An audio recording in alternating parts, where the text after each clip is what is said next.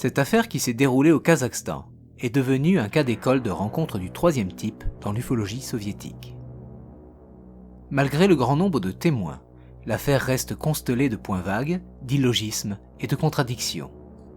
Toutefois, comme il n'y a pas de fumée sans feu, et devant le constat de tels témoignages, l'armée et même le KGB se sont déplacés pour enquêter sur une possible rencontre avec des êtres venus d'ailleurs, notamment à cause de la proximité d'une des principales bases de missiles nucléaires de l'URSS. Nous sommes en juin 1979, au camp de pionniers Berioska, près de la ville secrète de Derzhavinsk, dans la région de Turgaïskaya. La raison de la confidentialité de cette petite ville était qu'elle abritait le personnel de la base de la 38e division des forces de fusée stratégiques de l'URSS. Les pionniers sont les scouts de l'Union soviétique. Les jeunes gens prenaient le grand air, le temps des vacances, pour apprendre de nombreuses compétences de survie et travailler pour le bien commun. L'ambiance est bon enfant, et après le dîner, les jeunes gens apprécient de passer la soirée sur les collines, à 2 km du camp, à chanter autour d'un bon feu. Mais ce soir-là, tout ne se passa pas comme prévu. Plus de 20 jeunes témoins confirmeront que lors de leur trajet le long de la route sinueuse menant à la colline, ils feront la rencontre de 4 géants hauts de 3 mètres, sombres, aux yeux rouges, semblant porter des ceintures ou des pagnes blancs. Les ayant aperçus à 30 mètres de distance, les pionniers ont commencé à prendre peur quand les intrus se sont approchés à 10 mètres. L'un de ces géants aurait même poursuivi le groupe jusqu'aux clôtures du camp. À partir de là, certains jeunes, à l'abri derrière la clôture, auraient appelé les étrangers à entamer le dialogue. Sans succès, ceux-ci se seront éloignés. Plus tard, la chef pionnière déclarera avoir contourné le périmètre du camp et aura rencontré un autre géant, assis sur une chaise qui traînait par négligence au dehors. L'analyse de l'enfoncement des pieds de la chaise dans le sol montrera qu'elle avait été soumise à la contrainte d'un poids d'environ 350 kg. Après cet épisode, plus tard dans la soirée, les intrus auraient été même aperçus par les pionniers médusés qui s'étaient réunis au réfectoire, à travers les fenêtres de celui-ci.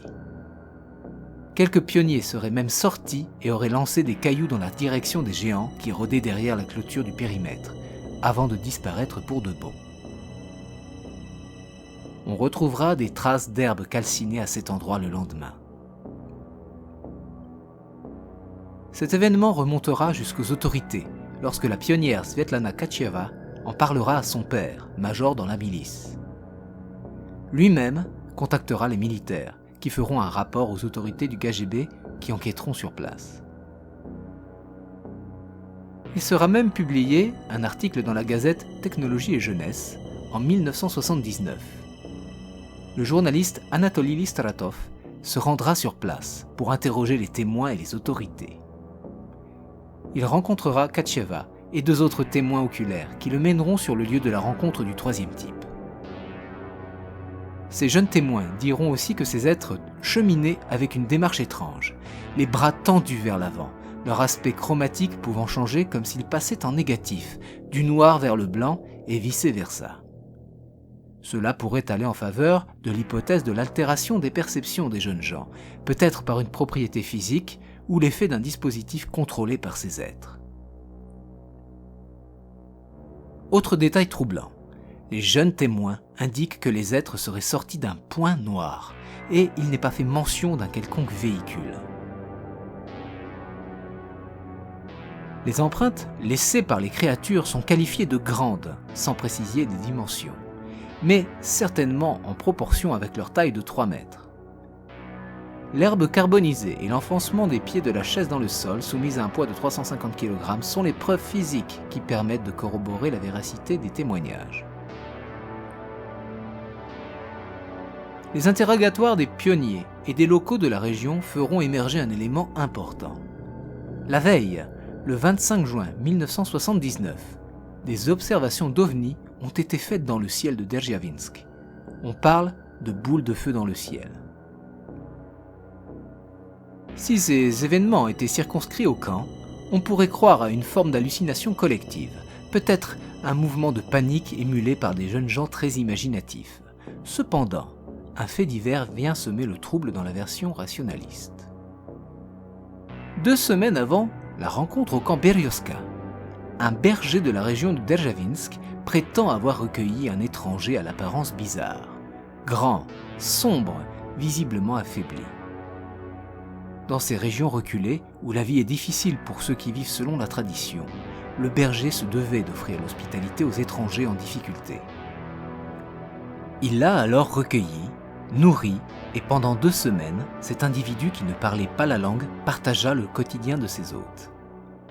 D'après le berger, l'étranger aurait même appris à jouer aux cartes et aurait été bon à ses épreuves de logique.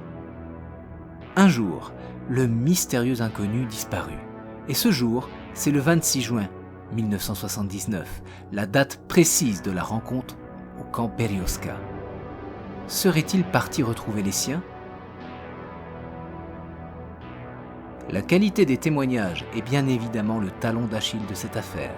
Des jeunes gens empreints d'imagination, sensibles à la science-fiction de l'époque, au sensationnel, à l'auto-émulation dans la panique, des situations que l'on pourrait qualifier de naïves ou invraisemblables, et le manque d'investigation scientifique rendent le tout très vague et difficile d'y accorder du crédit. Cependant, l'intrusion a tout de même déclenché une enquête militaire, et ce qui est sûr, c'est que les pionniers ont rencontré des individus à l'apparence extraordinaire qui n'avaient pas leur place ici. Un dernier détail, le signalement de ces géants de 3 mètres aux yeux rouges et à la démarche singulière, rencontrés en pleine nature, n'est pas sans rappeler l'affaire du monstre de Flatwoods, en 1952 en Virginie occidentale, aux USA. En effet, dans cette affaire, des enfants étaient partis de nuit dans la forêt car ils y avaient vu un ovni atterrir. Soudain, les jeunes gens ont été effrayés par l'apparition d'une créature sombre, mesurant 3 mètres, dotée de 2 yeux rouges brillants, munie de membres longs et terminés par des doigts crochus, habillée d'une sorte de long pagne et portant une collerette en forme de feuille. Ces similitudes sont troublantes, d'autant plus qu'il est peu probable que des jeunes pionniers soviétiques aient pu avoir accès à cette information, à une époque où les frontières étaient fermées.